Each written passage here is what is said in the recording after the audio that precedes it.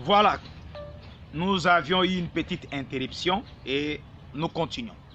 J'avais dit que la longueur que la maison de Dieu, que Salomon devrait construire, devrait avoir une longueur de 60 coudées. Nous avons dit que la longueur de 60 coudées représente Isaac. Parce que le nombre 60, c'est un nombre qui est attribué au sacrifice. Alors que Isaac a engendré Ésaü et Jacob à l'âge de 60. Et c'est Isaac qui était le premier sacrifice qui devrait être posé sur la montagne de Moria. Mais alors que le temple devrait être aussi construit sur la montagne de Moria. Mais alors que Isaac était le premier sacrifice qui devrait être posé sur la montagne de Moria. Voilà la raison pour laquelle nous avons dit que la longueur du temple, comme cette longueur avait 60 coudées, cela représentait toute une personne, tout un homme. Cela représentait Isaac. Alors, nous entamons maintenant la largeur. Je dis que la largeur de la maison de Dieu, qui est le temple, avait 20 coudées de largeur. Je relis cette écriture. 1 Roi chapitre 6, le verset 2. La maison que le roi Salomon bâtit à l'Éternel avait 60 coudées de longueur. Là, nous avons déjà expliqué. Virgule. 20 de largeur. Le 20 coudées de largeur représente aussi une personne. Mais qui est alors cette personne? C'est Jacob. Parce que le pays de Canaan était promis à Abraham. Mais alors que dans le pays de Canaan, il y avait des montagnes, plusieurs montagnes. Maintenant, Dieu va se choisir une montagne qu'on appelle Moria. C'est sur cette montagne qu'il va indiquer à Abraham d'offrir son fils unique comme sacrifice.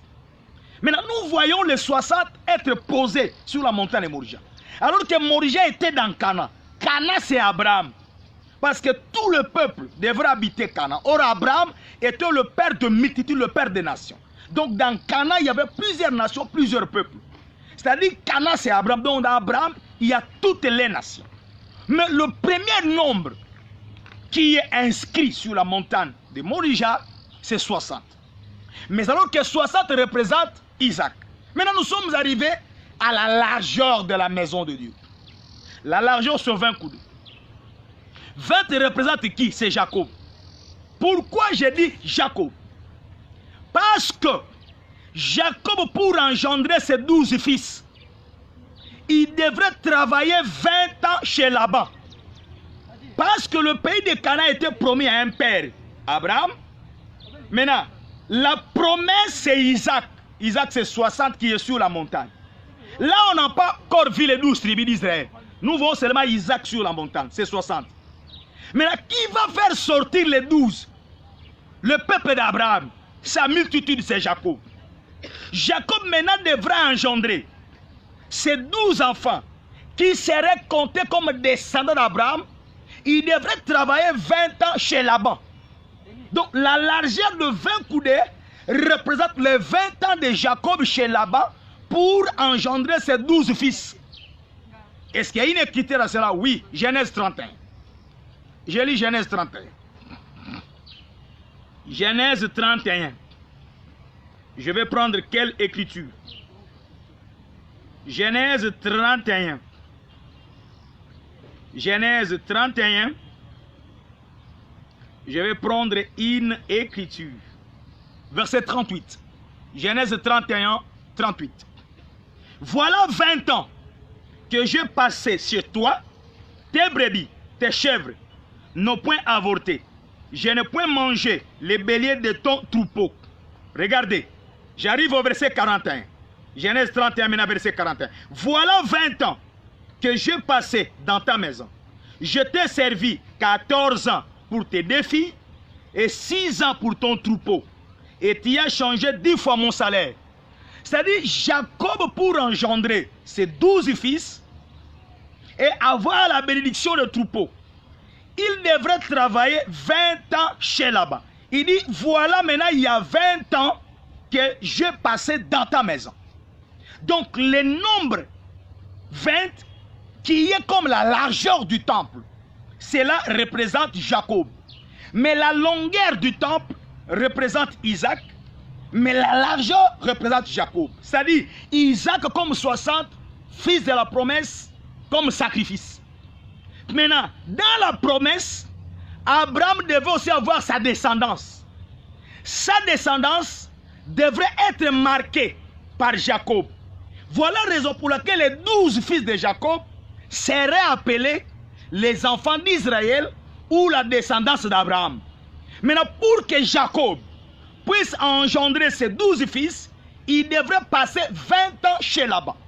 Donc David, en donnant à Salomon le plan architectural du temple, les nombres qu'il a mentionnés, ce n'était pas en vain. Ces nombres cachaient des pensées, ces nombres cachaient des personnes. Donc la longueur qui a 60 coudées représente Isaac. Parce que Isaac a engendré Ésaü et Jacob à l'âge de 60. Maintenant, Jacob, pour engendrer ses 12 fils, il devrait faire 20 ans chez Laban.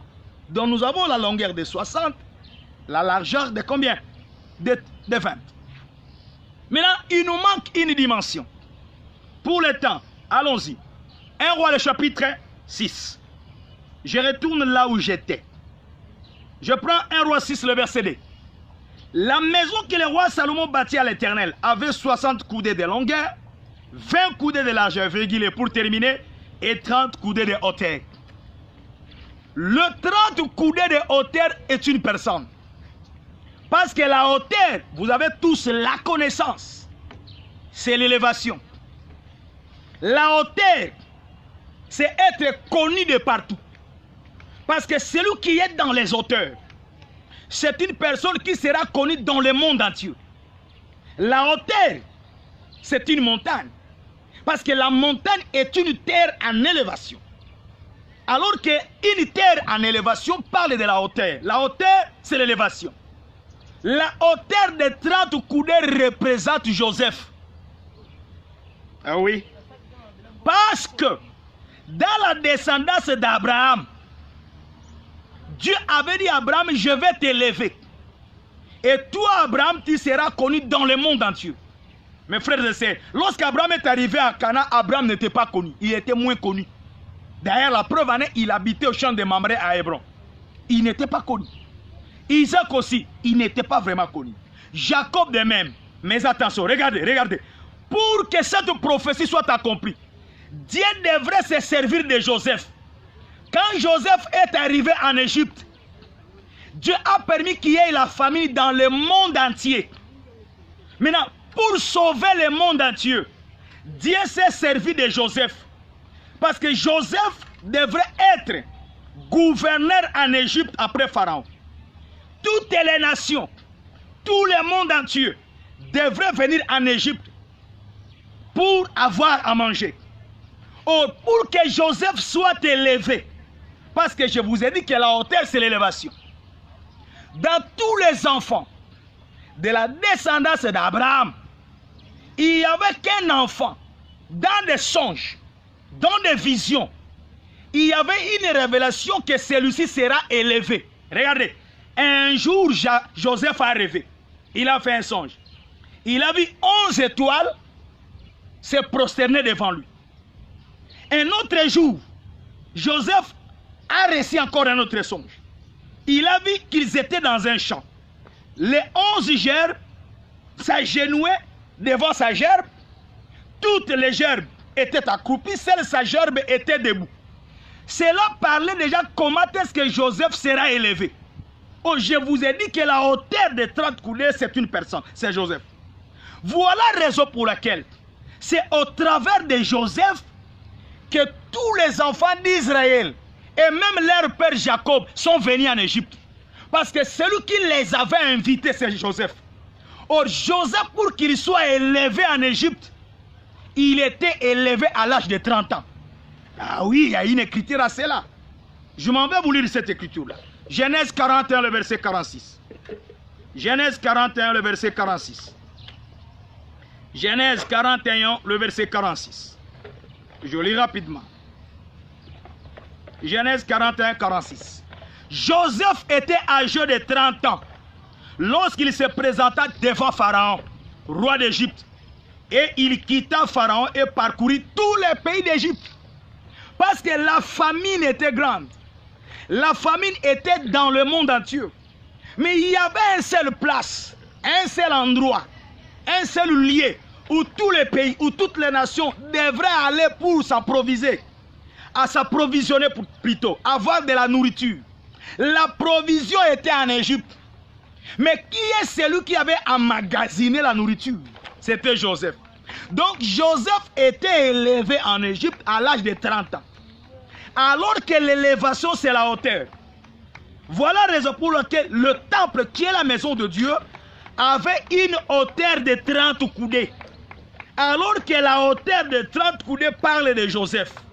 C'est-à-dire, Salomon en construisant le temple, en donnant au temple qui est la maison de Dieu, c'est 3 dimensions, c'est 3 mesures, une longueur, une largeur et une hauteur, c'est en ordre. Quand nous lisons 1 Roi 6d, on n'a pas commencé par la hauteur, comme fit le cas chez Esdras. Esdras, lorsqu'il a voulu rebâtir la maison, au lieu de respecter l'ordre, de commencer par la longueur, la largeur et la hauteur, Esdras a commencé par la hauteur tout en modifiant la dimension. Mais au temps de Salomon, selon 1 Roi 6d, on devrait respecter l'ordre des dimensions. Premièrement, il y a la longueur. Deuxièmement, il y a la largeur. Troisièmement, il y a la hauteur. Qui a la longueur de 60 coudées? C'est Isaac. Qui a la largeur de 20 coudées? C'est Jacob. Qui a la hauteur de 30 coudées? C'est Joseph. Regardez, regardez-moi très bien. Alors que tous ces nombres ici représentent le premier-né. Parce que le temple était premier-né. Parce que Dieu avait dit ceci. Toutes les nations d'Israël, toutes les tribus devraient venir au temple, à la maison de Dieu pour adorer le Seigneur.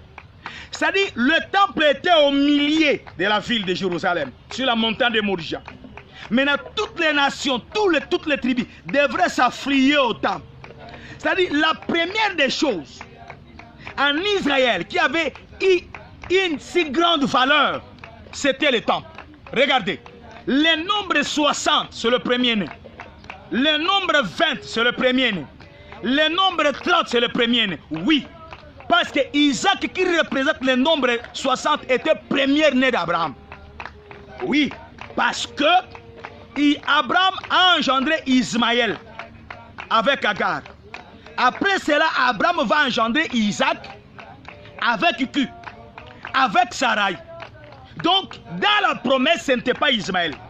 Dans la promesse, c'était Isaac comme premier-né. C'est-à-dire, Abraham déjà a 2 fils. Il a Ismaël, il a aussi Isaac. En réalité, dans l'ordre de naissance, c'était Ismaël qui était né avant Isaac. Mais alors que dans la promesse, ce n'était pas Ismaël. Dans la promesse, c'était Isaac. Voilà la raison pour laquelle vous allez lire que Dieu ne fera même pas mention d'Ismaël. Il fera mention seulement d'Isaac. Josué 24, écoutez. Josué 24, le verset ici 3. J'ai pris votre père Abraham de l'autre côté du fleuve. Je lui fis parcourir tous les pays de Canaan. J'ai multiplié sa postérité. Je lui ai donné Isaac. Attention. Josué n'a pas vu Ismaël. Josué va citer Isaac comme premier-né d'Abraham. Donc, le nombre 60 représente le premier-né. Maintenant, le nombre 20. Je vous ai dit que le nombre 20 représente Jacob. Posez-vous des questions. Est-ce que Jacob était-il le premier-né? Je dis oui. Parce que Jacob n'avait pas volé. Mais Jacob avait acheté les droits de naissance chez Ismaël, et plutôt chez Ésaü. Parce que dans l'ordre de naissance, à l'âge de 60 ans d'Isaac, le premier fils qui était sorti, c'était Ésaü. Le deuxième, c'est Jacob. Mais alors que Jacob avait acheté les droits de naissance chez Ésaü, donc Jacob était devenu premier-né. Donc comme le nombre 20 est collé à Jacob, alors que Jacob aussi est premier-né. Oui, Josué va le répéter. Josué 24, le verset 4. j'ai donné à Isaac, Jacob et Ésaü. Bien-aimé Farid Lemous, il va mettre la mention des Écritures. Non. Josué ne devrait pas dire ça. Il a dit, Josué 24, verset 4. J'ai donné à Isaac, Jacob et Ésaü. Non. Il aurait fallu qu'il dise, j'ai donné à Isaac, Ésaü et Jacob. Parce que Ésaü était premier, Jacob était deuxième. Ensuite sortit son frère, Jacob. Mais lorsque Josué va relater cette histoire, il va mettre Jacob en première position. Il va faire retourner Ésaü en deuxième position. Donc, il mentionne déjà que Jacob était devenu premier-né. Donc, nous avons vu le nombre 60. C'est le premier-né qui est Isaac. Le nombre 20, c'est Jacob. Il est aussi devenu premier-né. Mais nous arrivons au nombre 30. Nous avons dit que le nombre 30, c'est Joseph. Est-ce que Joseph aussi était premier-né? J'ai dit oui.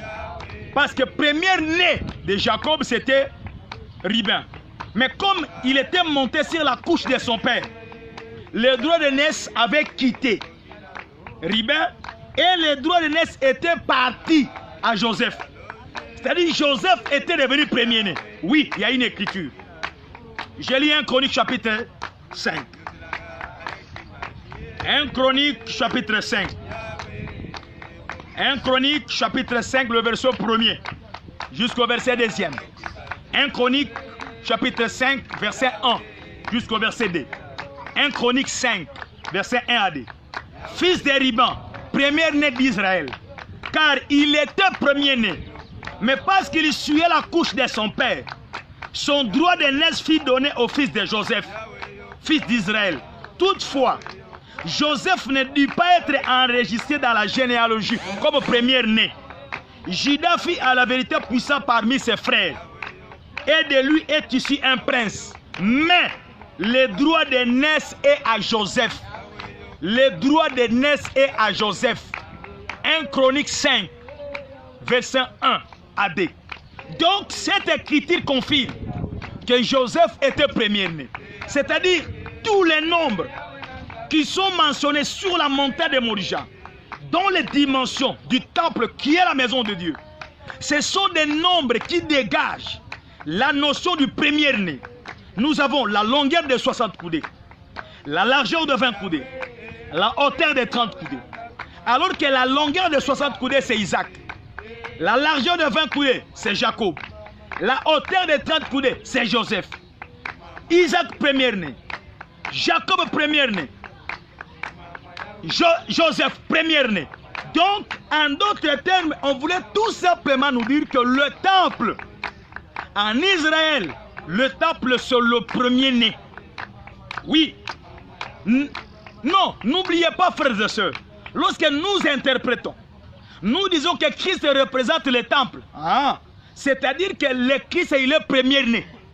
Voilà la raison pour laquelle il a dit que lorsqu'il a introduit dans le monde son fils, son premier-né, c'est Hébreu qui dit ça. Qui était premier-né de Dieu? C'est Jésus. Donc, Jésus, tout en étant premier-né, c'est-à-dire qu'il était au même moment les dimensions du temple. Parce que toutes les dimensions du temple représentent le premier-né. Isaac premier-né, Jacob premier-né, Joseph premier-né. Donc 60, 20 et 30, ces trois dimensions représentent trois personnes, représentent la notion du premier-né. Alors que celui qu'on appelle premier-né, c'est l'héritier. C'est-à-dire, l'héritier, c'est celui qui reçoit tout, le tout du Père. Voilà la raison pour laquelle toute la pensée, toute l'énergie, toute la force des enfants d'Israël était focalisée dans le temple. Et quand le temple a été détruit, ce peuple était parti en esclavagisme. Donc ce peuple n'était plus premier parmi toutes les nations. C'est-à-dire la présence du temple au milieu de ce peuple faisait en sorte que ce peuple soit compté dans toutes les nations comme premier-né. Pourquoi cela? Parce que Dieu avait dit à David que je ferai de David le premier-né de tous les rois de la terre. C'est-à-dire David était le premier-né de tous les rois de la terre. Non, je m'avais d'abord voulu lire cette écriture pour que cela n'apparaisse pas comme du raisonnement. Je vais lire l'écriture dans Psaume, Psaume 89. Je vais lire une écriture dans Psaume, Psaume 89. Je vais lire une écriture dans Psaume. Je vais lire une écriture dans Psaume. Oh, c'est comme si je n'ai plus de charge ou comment? Je vais lire une écriture dans Psaume. Voilà, merci, ça fonctionne. Je vais lire Psaume. Je vais lire Psaume 89. Psaume 89. Psaume 89. Écoutez, je vais prendre ici une écriture. Le verset 20 jusqu'au verset 25. Puis Psaume 89, 20 jusqu'au 25. J'ai trouvé David mon serviteur. Je l'ai oint de mon huile sainte. Ma main le soutiendra. Mon bras le fortifiera. L'ennemi ne le surprendra pas. Et les méchants ne l'opprimera point. Je craserai devant lui ses adversaires. Et je frapperai ceux qui les haïssent. Ma fidélité et ma bonté seront avec lui. Sa force s'élèvera par mon nom. Je mettrai sa main sur la mer et sa droite sur le fleuve. Lui, il m'invoquera. Tu es mon Père, mon Dieu et les rochers de mon salut. Arrivons même jusqu'au verset 28. Et moi, je ferai de lui le premier-né, le plus élevé des rois de la terre.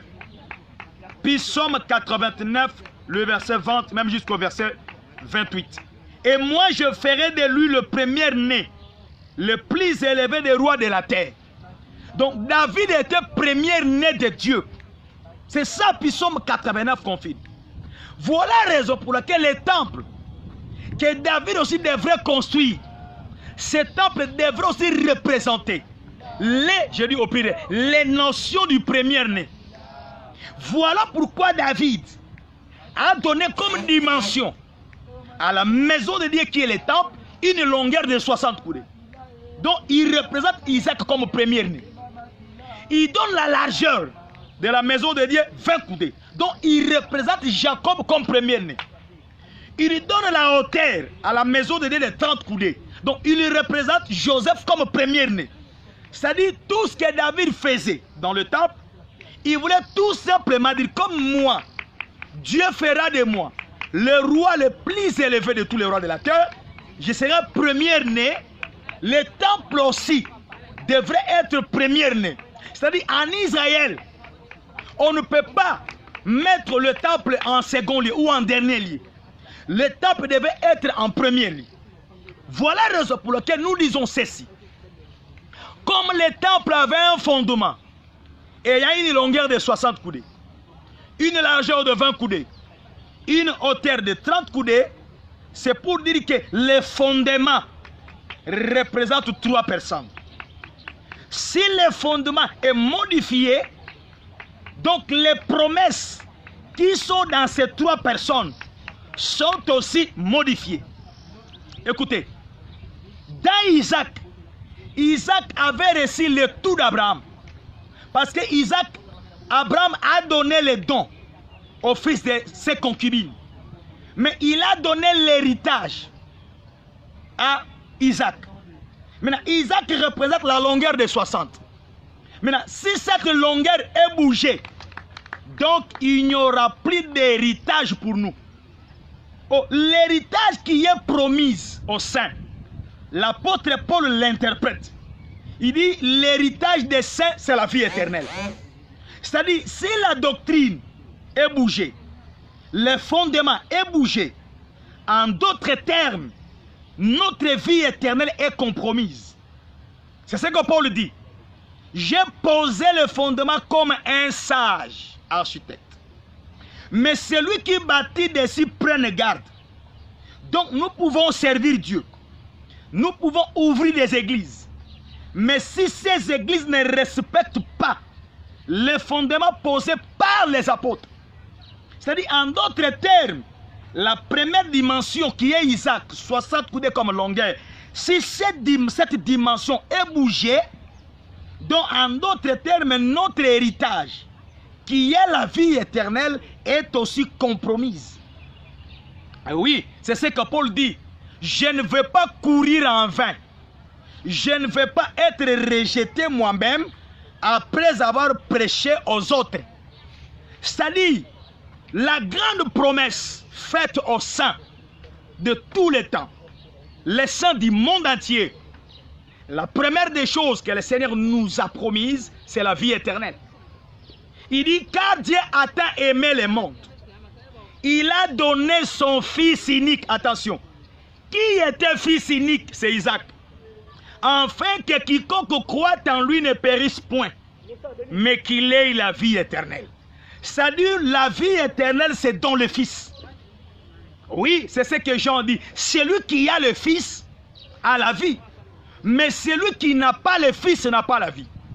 Donc, si la longueur de la dimension du fondement du temple est bougée, c'est-à-dire nous servons Dieu, mais tout en compromissant notre vie éternelle. Mais nous arrivons à la largeur de 20 coudées qui est Jacob. Jacob devait travailler 20 ans chez Laban pour engendrer ses 12 fils.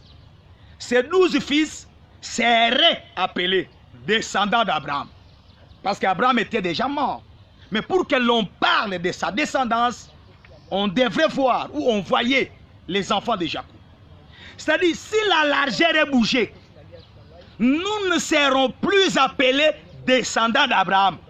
Parce que Jacob, avec ses 12 fils, en travaillant 20 ans chez Laban, c'est Jacob qui a manifesté la descendance d'Abraham.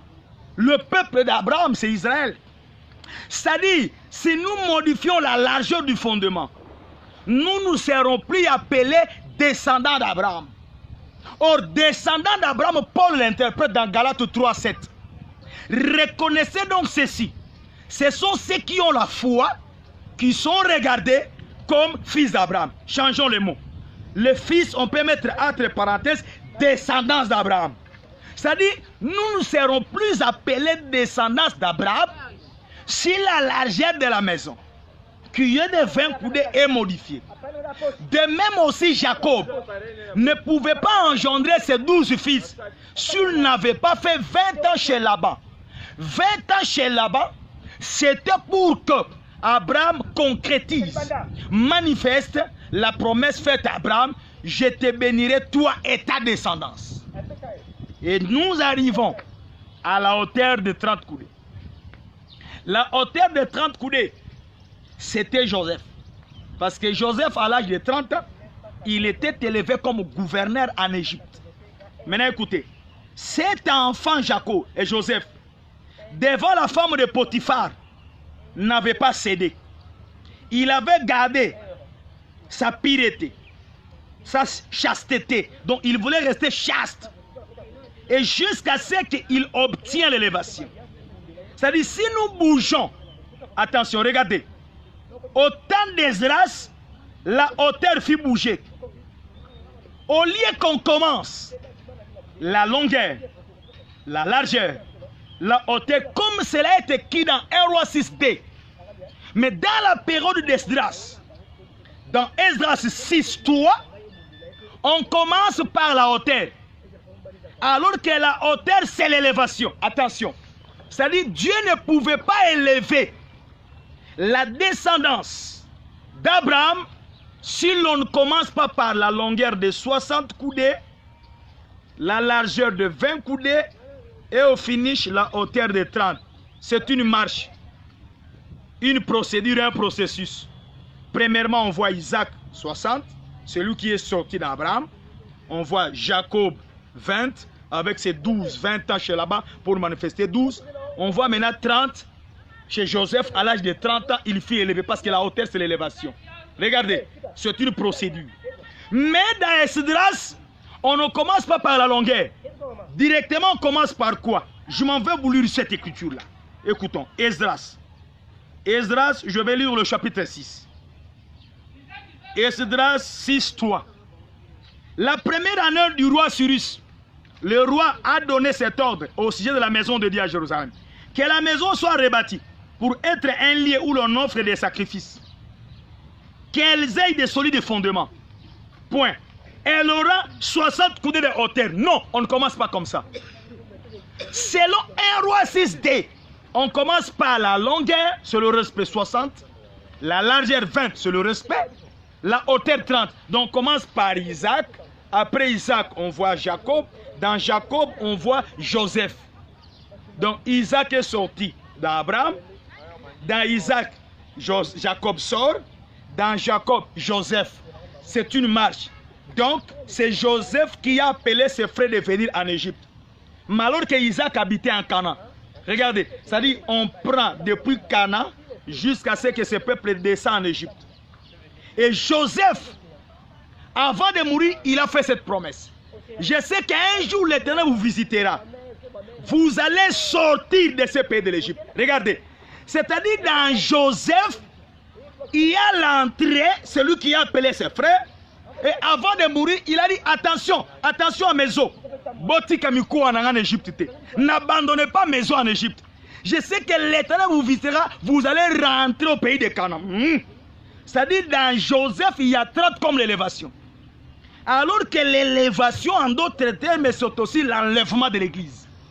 Parce que l'enlèvement de l'Église, c'est que l'Église quitte la terre pour aller dans les hauteurs, aller au ciel dans les heures, à la rencontre de l'époux. C'est-à-dire il y a l'ordre qu'on doit respecter. La longueur, la largeur et la hauteur. Regardez, on ne peut pas commencer par l'enlèvement. Impossible. En d'autres termes, on ne peut pas commencer par l'élévation. Donc, ce n'est relèvement. Non. C'est-à-dire Dieu doit commencer par une procédure.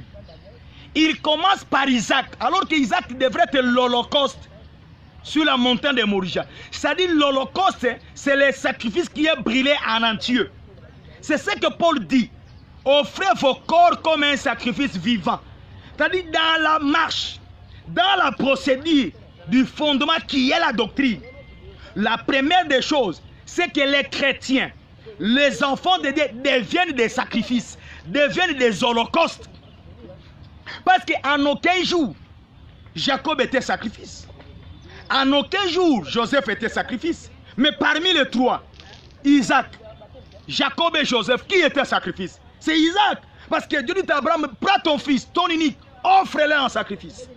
Donc, dans la marche de la maison de Dieu, dans la marche du fondement de la doctrine, la première des choses, c'est que dans nos prédications, nous devons prêcher que les chrétiens deviennent sacrifices holocauste. C'est ça Isaac. Et ensuite, le peuple maintenant devait travailler avec Dieu. C'est-à-dire, le 20 ans, c'est un temps aussi de souffrance. C'est-à-dire, c'est passé dans les épreuves. Écoutez-moi. En Israël, pour qu'une personne soit enrôlée dans l'armée, il devrait avoir 20 ans. Parce que le nombre 20, c'est le nombre de combats et de guerres. Et Jacob devrait combattre chez Laban. Il a dit que Laban changeait 10 fois mon salaire. C'est-à-dire chez Laban, Jacob combattait. Il a dit, si le Dieu de mon père, Isaac, Abraham n'était pas avec moi, j'aurais sorti mes brebis. C'est-à-dire les 20 ans là, Jacob a subi les épreuves. Regardez. C'est-à-dire le 20, c'est un temps de preuve. Donc les chrétiens qui ont devenu sacrifices comme Isaac, ils doivent aussi passer par les épreuves. Et les épreuves feront ce que nous soyons réellement identifiés, que nous sommes descendants d'Abraham. Parce que celui qui s'appelle descendant d'Abraham doit aussi subir les épreuves. C'est ce que Paul dit dans Hébreu. Dieu les avait promis une cité qui a des solides fondements. Mais ils les ont vus de loin. Ils les ont salués. Ils étaient étrangers, comme voyageurs sur la terre. Donc Abraham devrait passer par les épreuves. Donc celui qui s'appelle descendant d'Abraham, un enfant de Dieu, doit aussi passer par les épreuves. Attention. Mais dans les épreuves, on voit maintenant l'élévation, la hauteur des 30. Nous voyons maintenant Joseph. Joseph ne pouvait pas être aussi élevé s'il n'avait pas accepté de subir l'injustice. L'injustice que Joseph avait subie a fait que Joseph soit élevé. Regardez, nous allons toucher, le Seigneur voulant même demain ou mercredi, l'emprisonnement de Joseph. Cela typifie aussi l'œuvre du Christ. Parce que Christ devrait être le sacrifice, Isaac. Mais dans Christ, nous devons aussi avoir les 12. Or, les 12 étaient dans Jacob. Jacob et ses 12 fils. Qui avait 12 disciples, 12 apôtres, c'est Christ. Donc Christ représente le véritable Jacob qui avait 12. Mais attention, c'est-à-dire, lui, Christ devait être aussi Joseph. Oui, comment Joseph? Il devait passer par la prison 2 fois. La première prison, c'était le trou que ses frères l'ont fait entrer. Ils les ont fait sortir, ils l'ont vendu. Il est parti chez Potiphar. Là-bas, il va être aussi emprisonné. Donc, la prison, en d'autres termes, c'est comme si la mort. C'est-à-dire, il a subi la mort. En sortant de la prison, c'est comme la résurrection. Et quand il sort de la prison, il est maintenant élevé. Donc, en d'autres termes, l'Église du Seigneur ne peut pas subir l'élévation, ne peut pas vivre l'élévation comme une conséquence si l'Église ne supporte pas tout le temps de ses preuves. Mais il y a une erreur au temps d'Esdras. Au lieu de commencer par la longueur, il commence par la hauteur. Il dit la hauteur de 60 coudées. Ah non. L'hauteur du temple n'était pas de 60 coudées. La hauteur était de 30. Oh, le 30, en d'autres termes, c'est les 3 dimensions. Oui. Le 30, c'est les 3 dimensions. Oui. Le 30, c'est les 3 dimensions. Regardez. Quand Noé a construit l'arche, l'arche avait quelle hauteur? L'arche avait une hauteur de 30 coudées. Dans l'hauteur de 30 coudées, il y avait 3 étages. Regardez-moi. Donc, les 30 coudées représentent aussi les 3 dimensions dans 30. Non. Je vais lire cette écriture. Genèse 6. Genèse 6. Je crois que c'est par là que je vais chuter. Hein? Genèse 6. Le verset 15. Voici comment tu la feras arche. L'arche aura 300 coudées de longueur, 50 de largeur, 30 de hauteur. Dieu, depuis les temps anciens, depuis la nuit des temps, respecte la hauteur de 30. L'arche avait une hauteur de 30 coudées et l'arche avait combien d'étages? Verset 16. Tu feras à l'arche une fenêtre que tu réduiras à une coudée en haut. Tu établiras une porte sur le côté de l'arche. Tu construiras un étage inférieur, un second et un troisième. Donc, la hauteur de 30 coudées avait 3 étages. Voyez-vous cela? Allons chez Salomon. La hauteur de 30 coudées a 3 étages. Allons chez Salomon. 1 Roi 6. 1 Roi 6. Le verset 2. La maison que Salomon bâtit à l'Éternel avait 60 coudées de longueur, 20 de largeur, 30 de hauteur. Comme on a une hauteur de 30 coudées, c'est aussi 3 étages, comme fit le cas de l'arche. Ah non, ce n'est pas un raisonnement. Allons-y, allons-y. Cherchons les Écritures. Regardez. Je prends le verset 6. 1 Roi 6, 6. L'étage inférieur était large de 5 coudées. Celui du milieu, 6 coudées. Et le troisième, 7 coudées. Donc, le temple ayant une hauteur de 30 coudées, le temple avait aussi 3 étages. Voyez-vous cela? Comme fit le cas de l'arche. L'arche de Noé avait une hauteur de 30 coudées, mais dans la hauteur de 30 coudées, il y a 3 étages. Exactement dans le temple. Le temple a une hauteur de 30 coudées, mais il y a aussi 3 étages. Voilà la raison pour laquelle on ne peut pas parler de l'élévation si on ne subit pas ces 3 choses. 3 choses. Regardez. 3 ici représentent quelque chose. Regardez-moi. Je vous avais dit que la hauteur, c'est le ciel. Oui. Parce que Dieu, c'est un Dieu qui habite dans les hauteurs. Donc, la dernière des choses que l'Église doit subir après avoir été le sacrifice, on dirait toutes les souffrances, la dernière des choses, c'est la hauteur, l'élévation, l'enlèvement de l'Église. Oh, dans l'enlèvement, nous allons partir où? C'est au ciel. Parce que la hauteur, c'est le ciel. C'est les 3 niveaux. Regardez-moi très bien. Voilà la raison pour laquelle l'apôtre Paul n'a pas parlé sur 7 ciels, n'a pas parlé sur 5 ciels, mais l'apôtre Paul a parlé sur Je connais quelqu'un en Christ qui était monté. Monté, c'est la hauteur, troisième ciel. C'est que la hauteur n'a que 3 dimensions, la hauteur. Donc, dans la hauteur de 30 coudées, nous voyons 3 ciels. Donc, au pluriel, 3 cieux. Je ne sais pas si vous voyez cela. Maintenant, quand ils sont partis en esclavagisme au Babylone, en rentrant pour rebâtir le temple, ils ont donné au temple une hauteur de 60 coudées. Impossible. Dieu n'a pas une hauteur de 60 coudées. Dieu n'a qu'une hauteur de 30 coudées. Parce que dans la hauteur de 30 coudées, il y a 3 niveaux. Oh, la hauteur, je vous avais dit que c'est le ciel. Donc, en d'autres termes, dans la hauteur, il y a 3 ciels. Il y a 3 ciels. Mais quand Esdras a donné une hauteur à la maison de Dieu de 60 coudées, c'est le fait étranger. C'est qu'ils ont amené au temple un autre Dieu. Oui. La hauteur de 60 coudées, c'est la hauteur qu'on retrouve en Babylone. Dieu n'a pas une hauteur de 60 coudées en ce qui concerne sa construction. Mais la hauteur de 60 coudées, c'est la hauteur que Esdras a imitée en Babylone. Ah oui, parce qu'un bien-aimé m'a posé la question.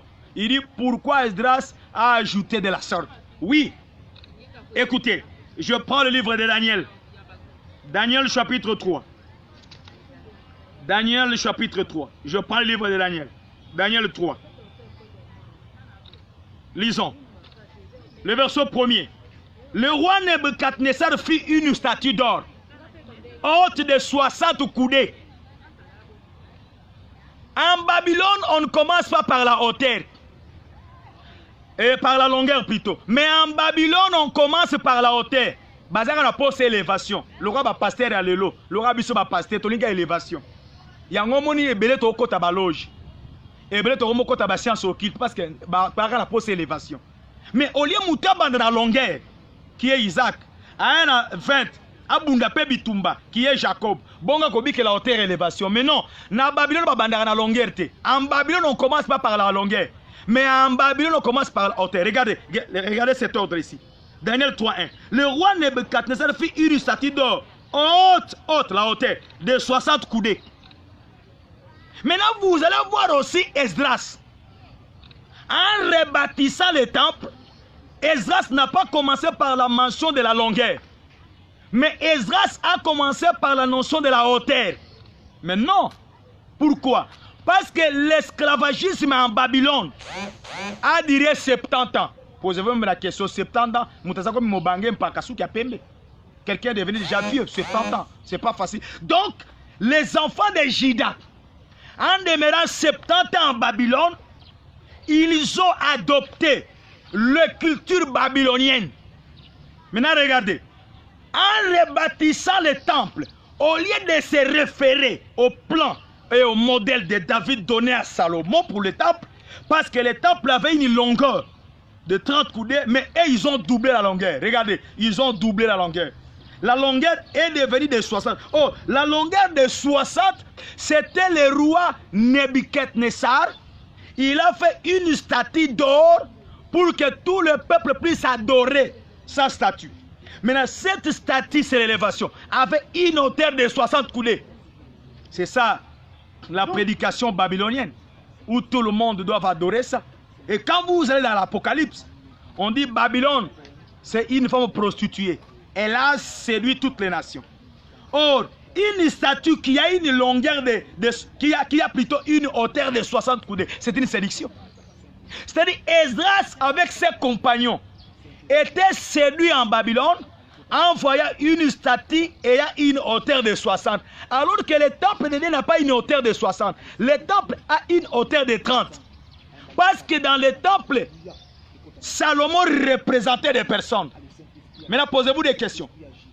60 c'est Isaac, 30 c'est Jacob, et 20 c'est Jacob plutôt, 30 c'est Joseph.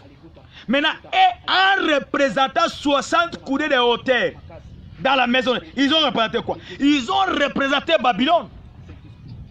Voilà aujourd'hui, il y a l'enseignement babylonien qui domine les églises. où tout le monde veut être élevé. Mais attention, il y a l'élévation qui vient de Dieu, c'est 30. Parce que celui qui avait élevé Joseph, c'est Dieu. À l'âge de 30 ans, Joseph fut élevé. 30, c'est l'élévation. Mais en Babylone, ce n'est pas l'élévation qui vient de Dieu.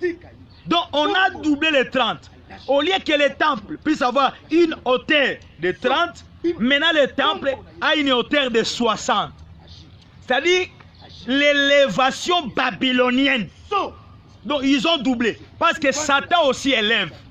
Dieu aussi élève. Donc ils ont ajouté 30 au-dessus de la hauteur de Dieu. Dieu se limite à 30. Et ils ont ajouté encore 30. Maintenant le temple a une hauteur de 60. Alors que la hauteur de 60, c'est la hauteur qu'ils ont vue en Babylone. Parce que la statue de Nebuchadnezzar, une statue d'idolâtrie, avait une hauteur. Et il commence par la hauteur. Esdras aussi ne commence pas par la longueur. Et aussi commence par la hauteur. Faites attention à tous les pasteurs qui ne commencent pas le message par la repentance, mais qui viennent toujours par le message de l'onction pour l'élévation. L'onction pour de grandes choses. Comment être un leader, la leadership, ou le leadership plutôt, l'élévation. Non, c'est Babylone qui commence par la hauteur. Mais notre Dieu ne commence pas par la hauteur. Notre Dieu commence par la longueur, la largeur et la hauteur. C'est-à-dire c'est l'ordre. Il commence par Isaac, il vient chez Jacob et il arrive chez Joseph. Mais les gens ne veulent pas passer par Isaac et Jacob. Ils veulent commencer automatiquement par Joseph l'élévation. Ah, Nzambe tombolanga penengo tombola béni in. Ne faut pas faire cette prière-là. Seigneur, élève-moi la manière dont tu as élevé un tel. Non, tu ne sais pas d'où vient la source de son élévation. Le prophète de Dieu, Jean-Louis Mbanza, dit, toute élévation ne vient pas de Dieu. Satan aussi élève. Voyez-vous même la hauteur en Babylone. La hauteur en Babylone, c'est 60 coudées. C'est ce qu'Esdras aussi a imité. Oh, j'ai relis Esdras. Esdras, vous m'avez déçu. Esdras 6, verset 3. La première année de Cyrus, roi de Perse, a donné cet ordre au seigneur de la maison de Dieu à Jérusalem, que la maison soit rebâtie pour être un lieu où l'on offre des sacrifices, qu'elle ait des solides fondements. Oui, des fondements. Ok, point. Elle aura, on a dit 60 coudées de longueur, et il dit, elle aura 60 coudées de hauteur. Dieu ne commence pas par la hauteur. Celui qui commence par la hauteur, c'est Babylone. Daniel 3.1. La statue de Babylone de Nebuchadnezzar avait une hauteur de 60. Et il commence par la hauteur. Mais notre Dieu ne commence pas par la hauteur, l'élévation. Il commence par la longueur. Parce que la longueur, c'est la marche. Frère Farid Lemou, tu dois marcher avec Dieu. Bien-aimé Peter Moukwa, tu dois marcher avec Dieu. Le bien-aimé Jean disait Dinganga, tu dois marcher avec Dieu pour que tu sois élevé. Regardez Élie. Élie n'était pas élevé automatiquement, le prophète Élie. Mais il a marché parce que là, je lui mange, car le chemin est trop loin. Et Élie, le prophète, a marché. Il a traversé Jourdain, Gilgal, Bethel. Lorsqu'il est arrivé là-bas, maintenant, il était élevé. On ne peut pas parler de l'élévation si on ne marche pas. Oh, la marche commence par la longueur. La longueur, c'est Isaac, devenir sacrifice. Subir les combats, 20, c'est Jacob, chez là-bas. Accepter l'humiliation. Après cela, il y aura l'élévation. Combien de gens parmi nous ont rêvé? Ils ont reçu des prophéties de l'élévation. Je dis à quelqu'un qui m'entend, Dieu va vous élever. Même si vous passez des moments difficiles dans votre ministère, dans votre vie, l'élévation est pour vous. Mais avant d'arriver à l'élévation, il faut marcher. Mais aujourd'hui, combien parmi nous ne veulent plus marcher avec le Seigneur, ne veulent plus souffrir? On veut tout simplement commencer par l'élévation. Oh, celui qui commence par l'élévation, c'est le diable. Il a dit à Jésus, si tu m'adores, tu vois le monde entier. Cela m'appartient, je vais te donner. Voilà, c'est ça Satan. Lui commence à proposer aux gens l'élévation. Voilà la raison pour laquelle Babylone la grande a élevé une statue d'or et a une hauteur de 60. C'est cette hauteur-là qu'Esdras aussi a venu mettre dans le temple une hauteur de 60. Alors que selon le plan du temple de Dieu, que David a donné à Salomon, le temple n'avait pas une hauteur de 60, mais de 30. Oh, dans 30, il y a 3 étages. Comme fit le cas de l'arche de Noé. L'arche de Noé avait une hauteur de 30. Et dans cette hauteur, il y avait 3 étages. Alors que la hauteur, c'est le ciel. Parce que notre Dieu, il est appelé le Très-Haut. Donc dans la hauteur, il y a 3. C'est ça les 3 ciels. Aujourd'hui, il y a les gens qui prêchent la fausse doctrine. C'est parce qu'ils sont allés à une hauteur de 60 coudées. C'est ce que Jean dit. Celui qui va plus loin ne demeure plus dans cette doctrine. Maintenant, Paul dit, je connais quelqu'un en Christ qui était allé au 3e ciel. Donc le 3e ciel, c'est le 3e étage. En d'autres termes, c'est une hauteur de 30 coudées. Mais lorsqu'on met une hauteur de 60, c'est que nous sommes allés outre. Nous avons passé outre chemin. C'est que nous recevons d'autres inspirations qui ne viennent pas de Dieu.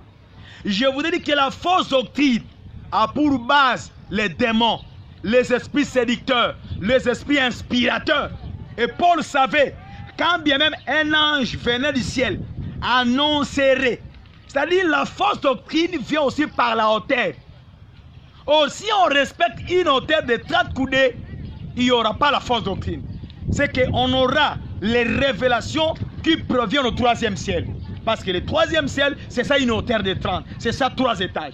Mais lorsqu'on met une hauteur de 60 coudées, c'est que nous sommes allés dans d'autres planètes. Voilà la raison pour laquelle aujourd'hui il y a des pasteurs qui prêchent le dédoublement, qui prêchent le voyage astral. Donc les gens partent dans d'autres planètes. Et lorsqu'ils partent dans d'autres planètes, ils nous amènent de fausses révélations. Alors que les fausses révélations engendrent les mauvaises doctrines. Lorsqu'on reçoit des mauvaises révélations, c'est que nous sommes allés dans d'autres cieux. Nous sommes allés au-delà. Et la conséquence sera la modification du fondement, la modification de la doctrine. Pour que la doctrine ne soit pas modifiée, ne soit pas changée, nous devons demeurer avec une hauteur de 30 coudées. Et cette hauteur de 30 coudées représente 3 niveaux, 3 étages. C'est ça le 3e ciel. Et Paul dit, je connais quelqu'un en Christ qui était monté au 3e ciel. Il a vu et entendu les choses que l'homme ne peut pas dire. Et moi, à la place de cet homme-là, je vais m'enorgueillir. Mais pour que je ne sois pas orgueilleux, je dois m'humilier. Aujourd'hui, combien parmi nous qui prêchent les choses qui ne sont pas écrites dans la parole? C'est qu'ils sont allés au-delà de l'auteur. Parce qu'il y a une hauteur que Dieu a limitée. Mais quand vous allez jusqu'au 60e coudée de hauteur, c'est que vous êtes allé trop loin. On ne peut pas dire à l'église d'invoquer les anges. Aujourd'hui, il y a le pasteur qui prêche, on peut invoquer les anges. Non, on n'invoque pas les anges. Un homme de la terre ne peut pas commander les anges. Celui qui commande les anges, c'est Dieu lui-même qui envoie les anges. Mais quand un homme de la terre commence à commander les anges, commence à appeler les anges à venir au culte, de leur assister, c'est que la personne est allée à une hauteur de 60 coudées. Alors que la hauteur de 60 coudées, c'est Babylone. Parce que c'est Babylone qui est le repère des oiseaux impies, des démons. Oh, Paul dit, quelques-uns abandonneront la doctrine et s'attacheront à des esprits séducteurs, à des doctrines des démons. Oh, les repères des démons, c'est Babylone. Babylone a quoi? Une hauteur, une statue et a une hauteur de 60 coudées. C'est-à-dire en double. Lorsqu'on met 60 coudées, c'est qu'on reçoit maintenant l'inspiration diabolique, l'inspiration démoniaque. Lorsqu'on a l'inspiration démoniaque, c'est en ce moment-là que la doctrine sera changée. Voilà, je me limite là-bas. J'exhorte à tout pasteur, j'exhorte à tout enfant de Dieu. Le travail que nous faisons ne provient pas de nous. Il y a déjà les gens qui avaient commencé ces choses. Et nous, en venant, nous ne devons que suivre les traces de ces gens-là, les traces apostoliques. Si nous arrivons à modifier les dimensions, que ce soit la longueur, que ce soit la largeur et la hauteur, croyez-moi frère, la doctrine, les fondements seraient aussi changés. Combien aujourd'hui dans nos églises, la doctrine est bafouée? J'interpelle à tout ministre des assemblées des saints. J'interpelle à tout enfant des assemblées des saints. Écouter des révélations du matin au soir n'est pas mauvaise. Mais attention, selon Dieu, il ne faut pas que la révélation soit beaucoup. Il faut qu'il y ait un peu de révélation, beaucoup de marche. Parce que la marche, c'est la longueur. On a une longueur de 60 coudées. mais la hauteur de 30. C'est que la longueur doit être fois 2 par rapport à la hauteur. La hauteur est de 30, ça c'est la hauteur de Dieu. Et la longueur c'est 60. Voyez-vous cela? Donc la longueur c'est le double de la hauteur. Ça c'est selon Dieu. Mais selon Babylone, la hauteur devient double. Donc trop de révélations. Aujourd'hui tout le monde qui vit au nom de Dieu, Dieu m'avait dit, quand je priais, il m'a dit qu'une femme aussi peut prêcher. Dieu m'a dit, on peut aussi donner aux gens du café ou du thé pour leur guérison, mélangé avec du pétrole, pour que les gens soient guéris. Dieu m'avait dit, il faut que je puisse mettre sur les gens le bitume ou même potopoto, des terres jaunes, pour que ces gens soient guéris. Pour que les gens soient guéris, Dieu m'avait dit, natongo là-bas, que je puisse purifier les gens. C'est quoi ça? C'est toujours la révélation. Quand les gens parlent au nom de Branham, c'est toujours la révélation. Oh, j'avais vu, au moment où je prêche, je vois l'ange. L'ange est à ma main droite. L'ange là me dit de prêcher. Mais Paul nous avait mis en garde en ce qui concerne les anges. Il a dit attention au culte des anges. Parce que celui qui fait le culte des anges, il est allé au-delà de l'auteur. C'est-à-dire, nous devons enseigner l'église, pas beaucoup de révélations. La hauteur de 30, un peu de révélations, mais longueur de 60. Donc la marche, la doctrine. La doctrine doit être beaucoup, doit être longue par rapport à la révélation. Mais aujourd'hui, nous avons trop de révélations, mais la marche est courte. La crainte du Seigneur est un peu, mais trop de révélations. Donc nous sommes montés trop en hauteur, c'est très mauvais. Il faut que tous les pasteurs, nous puissions examiner le message que nous donnons au peuple du Seigneur. Boyambi Motei Moko, vous avez reçu un prédicateur, un ministre, un missionnaire. Il prêche pendant 1 mois sur la révélation. Il termine, l'autre encore vient 1 mois, toujours la révélation. Pasteur, quand est-ce que nous allons prêcher la doctrine? C'est comme ça que vous allez voir que si vous commencez maintenant à prêcher la doctrine, il n'y aura plus les gens au culte. La doctrine, la révélation, nous aimons des révélations, les aiglons, trop. Donc vous voulez trop voler, mais la marche est courte. Mais il faudra que la longueur soit de 60 coudées, mais la hauteur de 30. Donc la marche doit être x2 par rapport à la hauteur. Il faudra que la crainte, la doctrine, soit beaucoup prêchée par rapport à la révélation. Parce que le monde des révélations est un monde qui bouge à tout moment. Et si nous voulons toujours aller surtout à tout moment dans ce monde-là, la doctrine ne sera pas assise dans nos églises. Mais tandis que la doctrine, ce n'est pas un monde qui bouge. C'est un monde qui est constant. La doctrine ne bouge pas. Depuis que les apôtres ont dit que la femme ne peut pas prêcher, ça ne bouge pas. Depuis que les apôtres ont dit l'habillement de la femme, moi c'est la tamalam, ça ne bouge pas. Depuis que les apôtres ont dit que pendant le culte, pendant la prière, la femme doit être voilée, ça ne bouge pas. La doctrine est un monde qui ne bouge pas. On doit beaucoup prêcher la doctrine dans nos églises pour qu'on puisse avoir une bonne marche, une bonne vie de sanctification dans le fidèle. Mais si nous allons à tout moment dans la révélation, alors que la révélation est un monde abstrait, ce n'est pas du concret, est un monde qui bouge. Exemple, la doctrine dit la Sainte Seine, le repas du Seigneur. Nous devons célébrer le repas du Seigneur. C'est une recommandation du Seigneur. Ça, c'est un monde qui ne bouge pas. Mais si nous allons trop dans la révélation, nous allons commencer à interpréter les pains. Oh, les pains là, qu'on mange de la Sainte Seine. Les pains, c'est la parole. Les vins là qu'on boit, les vins, c'est l'interprétation de la parole. Donc, en allant trop à la hauteur, nous allons détruire cette doctrine qui parle sur le repas du Seigneur. Voyez-vous cela?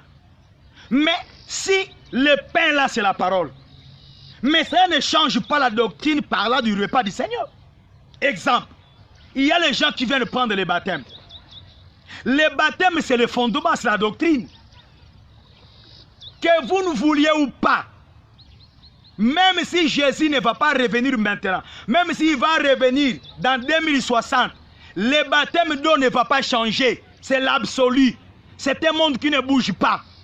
Maintenant, écoutez, si nous allons trop dans la révélation, nous allons commencer à interpréter les baptêmes. Oh, l'eau là, que les gens entrent pour recevoir les baptêmes. L'eau, c'est la parole. Maintenant, quand nous interprétons trop à tout moment l'eau, c'est la parole. Donc, en ce moment-là, le peuple n'aura plus besoin de venir au baptême. Il dit, bon, du fait que j'ai déjà crié à la parole, je n'ai plus besoin de baptême. Déjà, l'eau là, c'est la parole. Comme j'ai la parole, donc je suis déjà baptisé. Voyez-vous, c'est la folie de la révélation. Du fait que nous montons trop à la révélation, nous allons commencer à minimiser les choses. Un exemple pour conclure. En Lingala. Tout le monde a maté avion. Si on maté avion en hauteur, bah gratte-ciel, bandako étage, sozo talangwe comme Rabilo Ramikek. Quand tu montes beaucoup plus en hauteur, tu es dans l'avion. Lorsque tu regardes en bas, même si une maison était haute, était une maison en étage, tu vas voir ça comme une petite chose, comme un petit trait seulement. Tous les fleuves, toutes les rivières, quand tu es en haut, tu regardes en bas, tu vas commencer à voir des rivières qui sont devenues comme des petits sentiers. Parce que tu es trop monté. Mais quand tu commences à descendre, tu vas commencer à voir maintenant la rivière Njil est une grande rivière. Le fleuve Congo, c'est un grand fleuve. Mais quand tu vas trop à hauteur, c'est ça le défaut de la révélation. Donc quand nous montons trop à la révélation, nous allons commencer à négliger les éléments de la doctrine. Nous allons commencer à négliger les fondements. Le baptême, c'est quoi? Ah non, l'eau c'est la parole. Celui qui croit déjà à la parole, déjà, il a déjà l'eau, donc il n'a plus besoin de baptême. La Sainte Seine, le repas du Seigneur, manger encore le pain. Boire encore du vin, c'est quoi? Oh, le pain, c'est la parole, frère. Le vin, c'est quoi? Oh, le vin, c'est l'interprétation, c'est la stimulation. Du fait que vous avez l'interprétation, c'est fini. Vous n'avez plus besoin du repas du Seigneur. Vous voyez, c'est ça, le défaut de monter plus à la hauteur.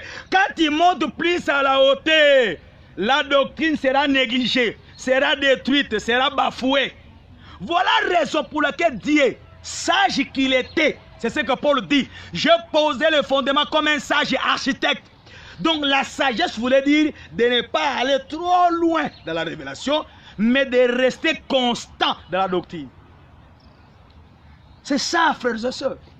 Voilà, aujourd'hui, il y a des églises où le pasteur généralise sous terre, même pour aller seulement à la montagne de Mangengenge, de Luzizi là, ou des campus pour prier. Aujourd'hui, on commence à tout interpréter, frère. Montagne, que je parte encore à la montagne de Mangenge pour prier, c'est quoi ça? Ah, frère, la montagne, c'est Christ. Mais lui-même, Christ, qui était la véritable montagne, mais cela ne lui empêchait pas de monter à la montagne des Oliviers pour la prière. Il faut quelque part se retirer, faire des retraites. Voilà aujourd'hui, à cause des interprétations, à cause de trop de révélations, il y a le pasteur qui ne prie plus beaucoup. La conséquence, c'est quoi? Il n'y a plus de miracles dans nos églises. Du 1er janvier au 31 décembre, aucun miracle. Aucun miracle. Pourquoi? Parce que lorsqu'on monte trop à la révélation, nous commençons à voir les miracles sont des petites choses. Ah frère, le véritable miracle, c'est la repentance. Ah, c'est ça. Bon, cherchons aussi la repentance dans nos églises. Zéro, il n'y en a même pas. Maintenant, qu'est-ce que nous prêchons? Mais quand nous ne montons pas beaucoup, nous limitons à la hauteur de 30 coudées. Mais la longueur de 60. Donc la marche, Kotambulande Moulaï, Ndekitoko, apôtre Batea, révélation belé te. Toute révélation avec mesure. Si la révélation, c'est le miel, Salomon nous a conseillé. Si, je vous dis, si la révélation c'est le miel, Salomon nous a conseillé. Il dit, quand tu trouves du miel, n'en mange que ce qui te suffit. Quand tu trouves du miel, c'est dans Proverbe, n'en mange que ce qui te suffit. De peur qu'en mangeant trop du miel, tu arrives à le vomir. Du fait que la révélation est belée, du fait que les gens ont reçu beaucoup de révélations, ils ont commencé maintenant à vomir la doctrine. Les gens n'ont plus le respect pour le ministre de Dieu. Les gens n'ont plus le respect de culte. Pendant les cultes, quand les gens prient, lui, il est dans son téléphone, dans son smartphone. Quand les gens prient, les autres sont en dehors de l'église en train de causer. Ils n'attendent que quand le prédicateur passe devant, ils entrent à l'église pour écouter les messages. Vous voyez, même la prière est négligée à cause de trop de révélations. Ils vont, ah, Christ avait déjà gêné pour nous. On n'a plus besoin de gêner. Ah, Christ avait déjà prié pour nous. On n'a plus besoin de prier. Qu'est-ce qui fait ça? La hauteur de 60 coudées. On est allé trop loin, alors que la hauteur de 60 coudées, c'est Babylone. Ce sont les démons qui nous inspirent maintenant. Écoutez, si c'était nous, nous n'allons plus parler comme Pierre. Pierre, il était un apôtre. Il savait la doctrine. Un jour, Tabitha, Dorcas était morte. On a fait venir Pierre. Lorsqu'il est venu, Pierre n'a pas dit, Botien a morgueté. Il dit, vous l'avez mis où? On l'a montré la chambre. On a montré à Pierre la chambre où Tabitha a été endormie. Pierre, il est entré, il a prié, Tabitha a été ressuscité. Mais si pour nous, le pasteur d'aujourd'hui, on vous appelle pasteur, frère Jacques Akoufi. Écoutez, la première question que le pasteur va demander. Bossi Botien à morgue, vous l'avez déjà mis à la morgue. Incapable de ressusciter les morts. Mais Pierre n'avait pas donné cette réponse. Lorsqu'on l'a appelé que Tabitha était morte, Pierre n'a pas dit, est-ce que vous l'avez déjà embaumé? Non, il a cherché l'endroit où Tabitha était. Il est allé, il a fait ressusciter. Mais nous aujourd'hui, parce que nous sommes à la crise des miracles, à la crise de l'onction, à la crise de la vie de prière à cause de trop de montées à la hauteur. Lorsque nous montons trop à la hauteur, les éléments de la doctrine comme la prière, les jeûnes, l'amour, la visite, la Sainte Seine qui est le repas du Seigneur, les baptêmes, ah c'est quoi ça? Ce sont des petites choses, c'est quoi ça? Il n'y a que la parole. Il n'y a bon, je vous pose la question, la parole maintenant c'est quoi? Ici chez nous, il n'y a que la parole. Maintenant, que dit la parole à propos du repas du Seigneur? Parce que les baptêmes, c'est la parole. Les repas du Seigneur, c'est la parole. La prière, c'est la parole. Le miracle, c'est la parole. Donc, si ici chez nous, c'est la parole, donc dans la parole, nous devons être comme Isaac. Parce que Isaac avait l'héritage d'Abraham. Mais où est l'héritage? L'héritage destiné aux saints. L'héritage des saints, ce n'est pas seulement la révélation. Parce que la révélation, c'est la hauteur. Les saints n'ont pas seulement la hauteur. Ils ont aussi la largeur et la longueur. C'est ce que Paul dit dans Ephésiens 3, 18 à 19. Pour que vous puissiez comprendre la longueur, la largeur, la hauteur, la profondeur de Christ. En Christ, il y a 4 dimensions, mon frère. Mais nous, ces derniers temps, dans les assemblées des saints, nous avons négligé la longueur, nous avons négligé la largeur, la profondeur, même n'en parlons pas. Nous avons privilégié la hauteur. Ah, pasteur Mata, bon, le loi qui m'a mati pensate. On vous pose la question, comment était la prédication? Il a essayé, hein, mais il n'était pas à la hauteur. Il n'était pas. Voilà, c'est ça Babylone, c'est ça Babylone. Nous ne sommes pas les premières personnes à prêcher sur la révélation. Et aujourd'hui, il y a beaucoup d'églises qui prêchent sur la révélation. Mais quelquefois, ce sont des révélations qui sont fausses. Quand nous montons trop à la révélation, pasteur, nous perdons les pédales. La doctrine, elle est négligée. Mais ce qui va nous sauver, je dis et je répète, c'est lorsqu'il y aura le respect de toutes les dimensions. La longueur, la largeur et la profondeur. Dieu voulant, je vous donne rendez-vous. Je vous donne rendez-vous le mercredi matin. Les mercredis, attendez-moi ici. Les mercredis matin, nous allons toucher maintenant la profondeur. Le fondement avait une profondeur de 10 coups de haut. Ça va chauffer. La profondeur. Donc aujourd'hui, vous voyez un pasteur qui prêche, mais n'a pas la profondeur. Les gens pensent que la profondeur, c'est la révélation. Non, la révélation n'est pas la profondeur. Je vous donne les Écritures. La révélation, c'est le ciel.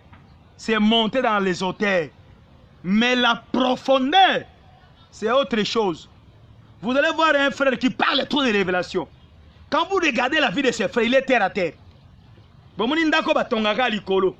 Une maison qui est construite seulement sur le sable. Quand le vent vient, il y a un moment où l'église qui trouble les arts. Pasteur, on a raté parce qu'il n'y a pas de profondeur. C'est superficiel. Un pasteur qui prêche mais ne prie pas beaucoup. Mais tu reçois des révélations où? Le pasteur, il a une prédication le soir. Toute la journée, il ne regarde que la télé. Il ne regarde que des films. Il parle de la politique. Il parle sur le match, le football. Le soir, il monte. Alléluia. Je vais vous parler sur les choses célestes. Est-ce que toi-même, tu montes au ciel? Donc, il parle de la révélation, mais les choses sont terre à terre. Regardez beaucoup d'assemblées de saints. Vous allez voir, constatez ça. Même dans la vie des prédicateurs, même dans la vie des enfants de Dieu, ils sont terre à terre.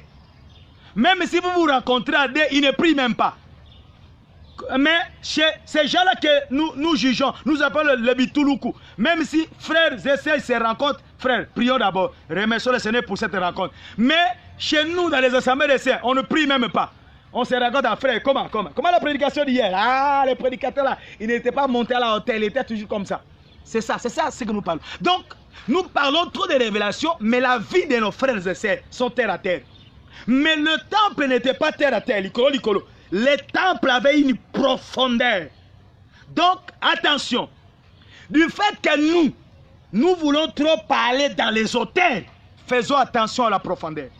Pour construire une maison en étage, de 5 niveaux, de 10 niveaux, de 30, de 60 niveaux, de 70. On tient compte, demandez à tous les architectes, ils tiennent compte à la profondeur. Si la profondeur est moindre, les étages ne seront pas aussi beaucoup. Mais si la profondeur est vraiment approfondie, l'élévation sera grande. Avant d'aller dans beaucoup de révélations, faisons en sorte que l'église soit assise en profondeur dans la vie de prière. Nabo zindo la prière. Quand on donne un signe de prière, les gens entrent, Seigneur ma vie, oh Jésus, les gens entrent en profondeur. Mais dans l'assemblée des saints, quand on donne un signe de prière, c'est comme si les gens sont en train d'enseigner Dieu. Oh Seigneur, toi-même tu sais, oh ce jour-là. Quelqu'un qui prie, Seigneur, quand ce jour-là tu séparais la mer rouge, tu sais, Pharaon et ses chars étaient coulés dans l'eau, Seigneur, c'est toi. Mais c'est quoi ça? C'est quoi ça? Tu vois la personne qui prie, il n'entre même pas. Même le loco fou comme dans l'église pendant un temps qu'il te lit moi. On est toujours debout. Mais souvenez-vous en ce temps-là, avant de l'assemblée des saints, quand les autres étaient encore dans Bitouloukou, un pasteur peut prier à genoux de 0h à 5h du matin. Il est à genoux, en train de prier. Vous allez voir, il ne va pas beaucoup prêcher. Il va seulement prêcher peut-être une petite chose, mais regardez les effets. Regardez les effets. Regardez les effets. Aujourd'hui, il y a des pasteurs qui prêchent beaucoup la révélation, mais ils n'ont pas la profondeur de la crainte de Dieu. Ils n'ont pas la profondeur de la prière. Frères et sœurs, cherchons la profondeur. Pendant les kits dans nos églises, les gens n'ont pas la profondeur, les gens n'ont pas l'intimité avec Dieu dans la prière. Tu m'entends, tu es là. Pose-toi la question, est-ce que toi-même, tu as la profondeur de l'intimité avec le Seigneur? Prends-tu le temps, beaucoup de temps à la prière? Je vous pose la question, je pose la question à mon frère Peter Mouko. Je pose la question à mon frère Jean-Didier Dingang, à mon frère Farid Lemoussi. Je pose la question à mon frère David Mouliro. Est-ce que prenons-nous vraiment du temps, nous, nos femmes et nos enfants dans la maison, de prier même 3 heures du temps? Avec beaucoup de révélations que nous avons. Regardez, la hauteur est beaucoup plus que la longueur. Mais il faudra que la longueur puisse avoir beaucoup de dimensions par rapport à la hauteur. Parce que beaucoup de hauteur détruit la base, détruit le fondement.